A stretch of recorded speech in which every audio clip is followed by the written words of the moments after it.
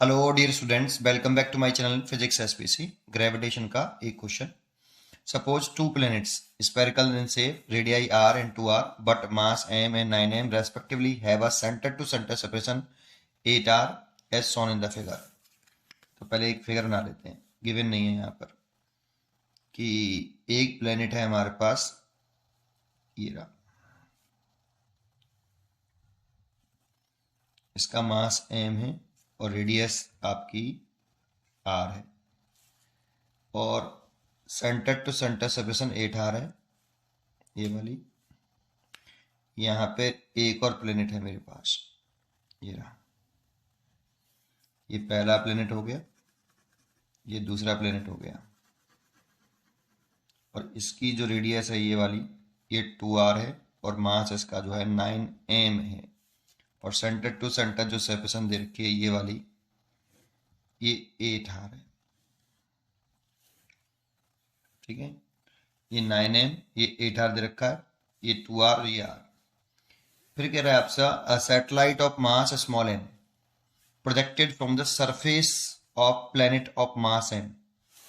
तो एक सैटेलाइट है जो इसके सरफेस से, ये सैटेलाइट हो गया, इसका मास स्मॉल m है, यहां से इसे प्रोजेक्ट कर रहे हैं directly toward the centre of the second planet. The minimum speed v required for the satellite to reach the surface of second planet, यहां तक पहुंच जाए सरफेस तक, कितनी मिनिमम वेलोसिटी से दें जिससे यहां पर पहुंच जाए। देखो इसमें कंजर्वेशन ऑफ मैकेनिकल लगानी है, लेकिन इंपॉर्टेंट पॉइंट है कहां से कहां तक। तो ऐसा लगता है कि इसके सरफेस से इसके सरफेस तक लगा लो, बट ऐसा नहीं है, क्योंकि सबसे पहले इस मास के लिए दोनों प्लेनेट के बिटवीन, सैटेलाइट के मास के लिए एक न्यूट्रल पॉइंट ढूंढना पड़ेगा। दैट मीन जहां पर नेट फोर्स जीरो हो इस सैटेलाइट पर लगने वाला। तो मान लो कि देखे, जैसे हम जानते हैं दो मास हैवी, एक ये हैवी मास है और ये लाइट मास है, तो जो न्यूट्रल पॉइंट होता है वो किसके पास होता है? लाइट मास के पास होता है। तो मान लो ये पॉइंट, वो न्यूट्रल पॉइंट वो ये है, ये पी पॉइंट है और इससे ही एक्स डिस्टेंस पर ये कैलकुलेट करनी पड़ेगी, एक्स डिस्टेंस पर ये मास पार्टिकल अगर यहाँ रखा है तो ये वाला, और इसका जो नेट फोर्स है इस वाले पॉइंट पर, जो नेट ग्रेविटेशनल फोर्स है ऑन सैटेलाइट, ये सैटेलाइट है बेटा, ये प्लेनेट है ना, तो सैटेलाइट पर लगने वाला जो नेट फोर्स है वो जीरो है।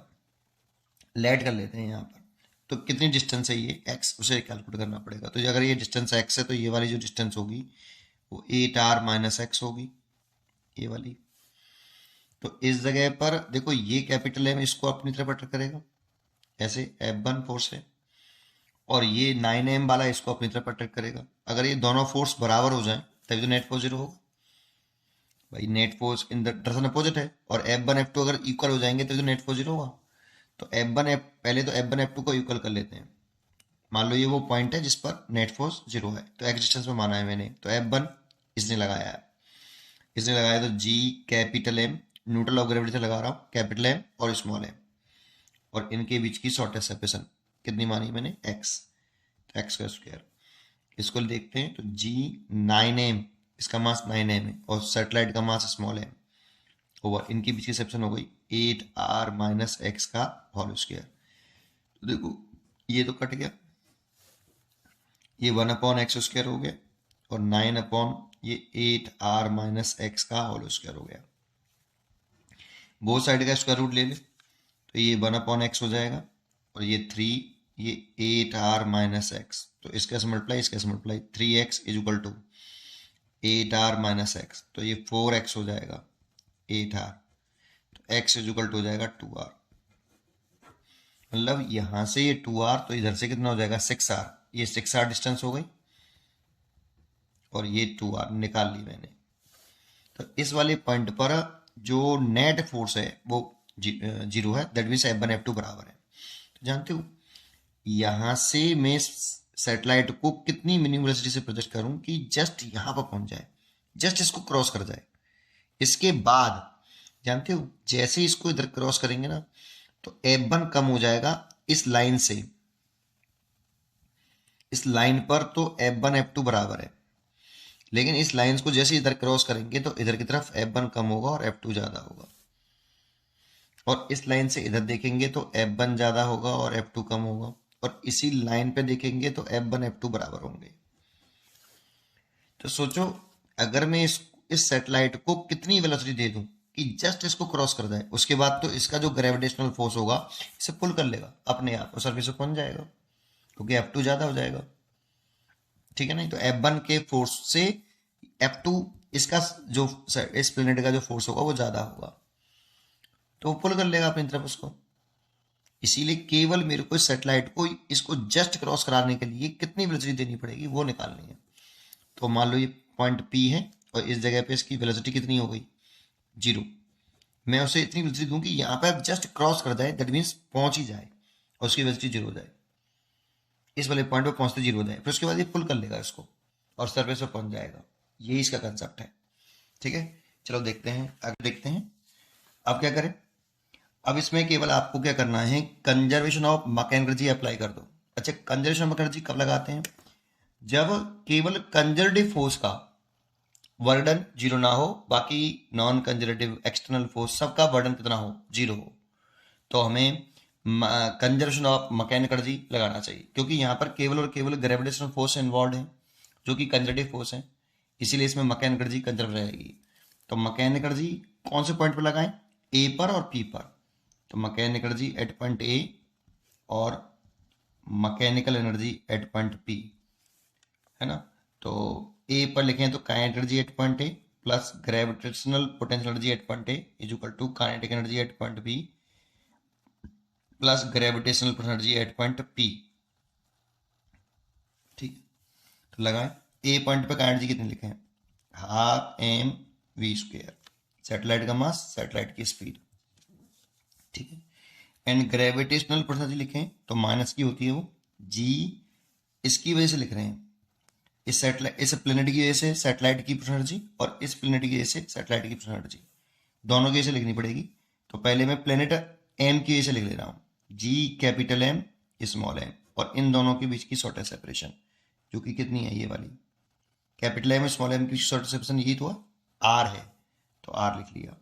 ये तो प्लेनेट पहले वाले प्लेनेट की वजह से हो गया। अब इस वाले प्लेनेट की वजह से लिखें, तो इसकी वजह से लिखें तो कितना, माइनस का जी के 9m इसका मास है बेटा, और इसकी कैपिटल एम और लिख लिया, स्मॉल एम लिख लिया, इन दोनों के बीच की सेपरेशन 9m और m के।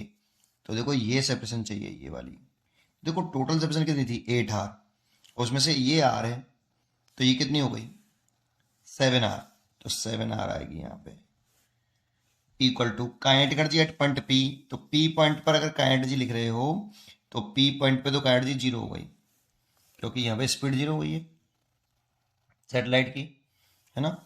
और पी पॉइंट पर पोटेंशियल एनर्जी लिख रहे हैं तो माइनस का जी कैपिटल एम स्मॉल एम, इन दोनों के बीच की सेपरेशन। अब स्मॉल एम यहाँ पे आ चुका है, तो ये सेपरेशन चाहिए जो कि मैंने निकाली थी 2r, और 2r लिख लेते हैं, एंड माइनस जी 9m और स्मॉल एम। अब 9m और स्मॉल एम के बीच की सेपरेशन चाहिए पी पॉइंट पर, ये वाली सेपरेशन जो कि मैंने कैलकुलेट करी है 6r, तो इस जगह पे 6r आएगा। अब देखो ये बीच में इक्वल का साइन लग रहा है, तो स्मॉल एम पूरे में से कॉमन है, इधर से स्मॉल एम कॉमन है, इधर से भी स्मॉल एम कॉमन है, कॉमन लेके काट दो, कॉमन लेके मैंने काट दिया।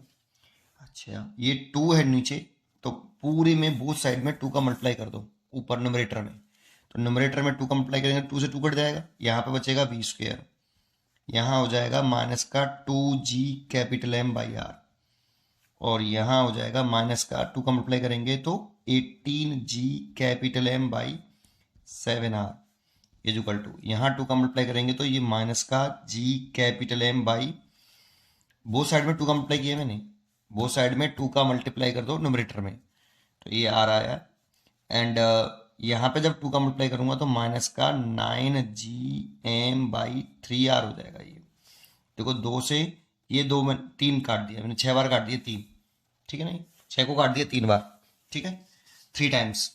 चलिए आगे बढ़ते हैं, तो इन दोनों को फैक्टर को इस साइड में ले आइए, तो क्या लिख सकते हैं, V square is equal to 2g capital M by R plus 18g capital M by 7r, and minus G capital M by R and minus 3 से ये कट गया 3 बार, 3 G M by capital R. यहाँ से G capital M by R common ले लो, यहाँ 2, यहाँ 18/7, यहाँ -1 और माइनस के 3। तो देखो ये माइनस के 4 हो गया, -4 में से प्लस के 2 घटाएंगे, सब्ट्रैक्ट करेंगे तो जो आएगा ये -4 एंड प्लस 18/7, ठीक है, और ये भी स्क्वायर हो गया। अब देखो 7 एलसीएम ले लें तो 6 G M by capital R, ये 7, अच्छा यहाँ पे 2 बचेगा यार, माइनस के 3 माइनस के 4, माइनस के 4 में से प्लस के 2 तो माइनस के 2 बचेगा। जब 7 एलसीएम ले लें तो ये माइनस के 14 हो जाएगा, 14 और ये प्लस के 18, मतलब 4/7 बचेगा, ये v स्क्वायर हो गया। तो v इक्वल टू आ गया रूट के अंदर 4g capital M by 7r। अब क्वेश्चन में मेरे को ये वेलोसिटी दे रखी है, ये रही a, ये वेलोसिटी मेरे को दे रखी है रूट के अंदर a/7 g कैपिटल M, ये a है, ओवर कैपिटल R, ये दे रखी है, देखो ये, और इक्वल टू ये है आपका, इक्वल टू ये है 4g capital M by 7r। Comparing करूँ तो देखो ये वाला फैक्टर सेम है, दिख रहा है, तो ये कट गया, और कट गया तो ये बोथ साइड का स्क्वायर करता तो a इक्वल टू 4 हो गया। इसका आंसर हो गया a इक्वल टू 4। इसका आंसर आ गया, वैल्यू ऑफ a पूछ रहा है तो a की वैल्यू हो गई 4। अब उम्मीद करता हूँ कि आपको ये क्वेश्चन जरूर समझ में आया होगा, ठीक है, पढ़ते रहिए और खुश रहिए। Thank you.